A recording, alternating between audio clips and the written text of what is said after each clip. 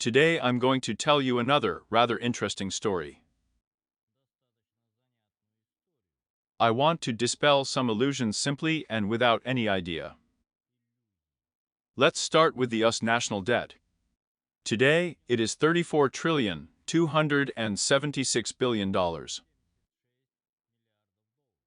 At first glance, this is a very important figure, and some people who play economists say that the US economy will soon collapse, and the dollar will become a useless piece of paper. Perhaps it will be so. Perhaps dollars will soon begin to glue toilets. But this will not happen because the US has a huge debt. But only because someone from above decides to introduce a new monetary system. Yes, America has a huge debt. $34 trillion. But these are just the numbers on the electronic scoreboard. In North America, and unlike other countries, debt is not divided into external and internal. 34 trillion is purely domestic debt. And as you know, any internal debt can be repaid very easily, just by erasing a few zeros on the electronic taboo. Look here. All countries, except America, have a clear division on foreign and domestic debt. The domestic debt is denominated in the national currency. External in dollars. Take Japan, for example. Japan's domestic debt is calculated in yen. In a critical situation, the Japanese Ministry of Finance will simply reprint the yen and settle with domestic creditors. After all, they were promised yen when they bought domestic loan securities. They will get yen. Yes, this will lead to inflation and the bankruptcy of some of the Japanese enterprises. But there will be no Japanese default. But Japan has not only an internal debt, but also an external one. And it is already pegged to the US dollar. And that's why everything is more complicated here. If Japan is offered to repay its external debt, which is no less than $4,254 billion, then Japan will not be able to do this by simply printing additional Japanese yen. Japan will have to pay with something real: products, goods, islands. Of course, Japan may refuse to pay its external debt by simply defaulting. And there are two possible options. Default: other countries recognize and forgive Japan's debts. Option 2. Japan is being occupied and all valuable property is being taken out of it. Of course, I simplify everything very much. But to understand what internal and external debt is, this primitive picture is enough. So, all countries of the world have internal and external debt. It is quite easy to pay off the internal ones, just by printing the national currency. Yes, it is possible that this will lead to unrest and unrest. But in our fair world, all riots are very easily suppressed. Unlike other countries, the US has only domestic debt. How so? You say. After all, US debts are sold on foreign markets, and many countries are buying up these securities. In other words, the US is obliged to pay its obligations to other countries. In other words, in fact, the United States has an external debt, that is, financial obligations to other countries. Of course, there are obligations. Only, unlike Japan, the US government can easily repay the external debt by simply printing a few dollars. No other country can do this. Only the US government has the right to pay off its foreign debts with its domestic national currency. Yes, there is also a twin brother of the United States, the European Union. He also mints coins and can pay foreign debts with cut paper. But these formations are halves of one whole. Both the USA and the European Union are parts of the World Economic Center. Only the United States and the European Union have the right to buy up the subsoil of other countries using cut paper. Other countries do not have this privilege. Therefore, you can discuss the size of the US national debt as much as you like and expect that the dollar will collapse under the pressure of the national debt. But that's not going to happen. The government can print cut paper for as long as it wants and exchange it for oil, food, and grain. All of this can last indefinitely. After all, the US national debt is just a virtual figure. And there is no way it can stop the magnificent march of the dollar around the world. The dollar can disappear for only one reason. The dollar will disappear if the US government wants it. Or rather, those who are behind this government. So, we see that the world is arranged unfairly.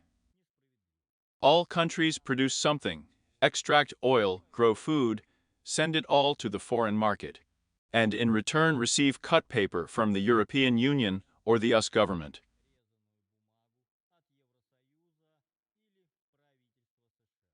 How can this be fixed? How can we make sure that all countries are on an equal footing? How to create a financial system in which an uncontrolled mission of money from the United States or the European Union is impossible. I think that nothing can be fixed in our fair world. One can, of course, fantasize about the adoption of a new gold standard, in which the global currency will be pegged to physical gold. The idea, of course, is interesting. But this idea is impossible even from a purely technical point of view. Not to mention the political component. Of course, there are adherents of the gold standard who firmly believe in the mystical power of gold and even offer to buy it. I'm not dissuading anyone from buying physical gold. Why not buy it if you have extra money? But gold since 1971 is not a financial instrument. Gold is just a non-ferrous metal. Same as copper and nickel. You can buy gold, you can buy copper, you can buy aluminum.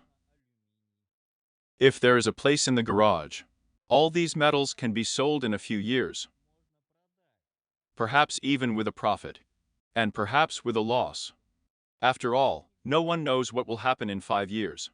Perhaps the whole European war will take place, after which Europe is in ruins again. Thousands of factories will stop. People will only be interested in clean water and food. And who is interested in having gold in such a situation? Who needs non-ferrous metal on the ruins? Nobody.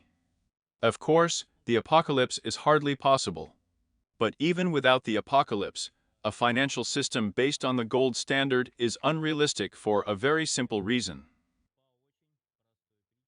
Look here. The total world reserves of mined gold do not exceed 200,000 tons. If you translate it into dollars, it's about $10 trillion. It seems to be a lot, but these are all stocks, both real and those that no one has seen. In other words, it's just a figure that shows the amount of all gold mined. There is a more realistic figure, 38,000 tons. This is the gold that is stored in banks in different countries. In other words, 38,000 tons is a more or less plausible figure. In money, it's about $2 trillion. In other words, all the gold that is in all banks is worth only $2 trillion. Now let's dream up and imagine such a wonderful picture. With some kind of fright, the governments of all countries of the world got together and decided to use a new currency in calculations instead of the dollar, which is tied to physical gold. It's a good idea, of course. There is gold in the amount of 38,000 tons. There is a desire to lead a new gold currency. And what do you think will happen next? And then we look at the numbers. There is $4.5 trillion of cash in the entire global financial system. Another $75 trillion are non-cash debt obligations. In other words, there are about $100 trillion in the financial system of the whole world. In other words, we need to tie $100 trillion to the physical gold available. And that's 38,000 tons. And these 38,000 tons are worth $2 trillion at the moment. In other words, we need to turn 2 trillion physical gold into 100 trillion of the future gold standard. To do this, you will have to artificially raise the price of gold 50 times. This, of course, is possible, but in this case, all microelectronics plants will remain without raw materials, because technical gold will rise in price 50 times. In principle, the issue is solvable. And what to do next? A new currency has been introduced that is clearly linked to gold, which means that a new financial center for the issuance of electronic gold obligations will arise. After all, no one will carry physical gold from one country to another. How can I pay for online purchases without electronic gold? What the whole world is already used to. Everything used to be simpler. Minted coins and carried around the world. But now coins are the last century. Now everyone is used to virtual payments, which means there will be a special financial center that will issue virtual gold coins tied to physical gold. And who will monitor this center? Who will control the amount of virtual gold and compare this amount with real gold? In the new gold system, all gold mines will have to be forcibly frozen. After all, if this is not done, then some countries will be able to unfairly enrich themselves by simply mining gold on their territory. They may not produce anything, they may not build factories, they may not plant wheat. They will just mine gold and buy whatever they need. And at the same time, they will devalue the savings of citizens of other countries. After all, new gold is inflation.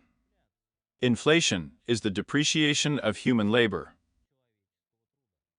And this means there will be a new financial center with unlimited power over countries. And who will be watching this center? Keep an eye on the order. Probably the same one who looks after the United States and the European Union.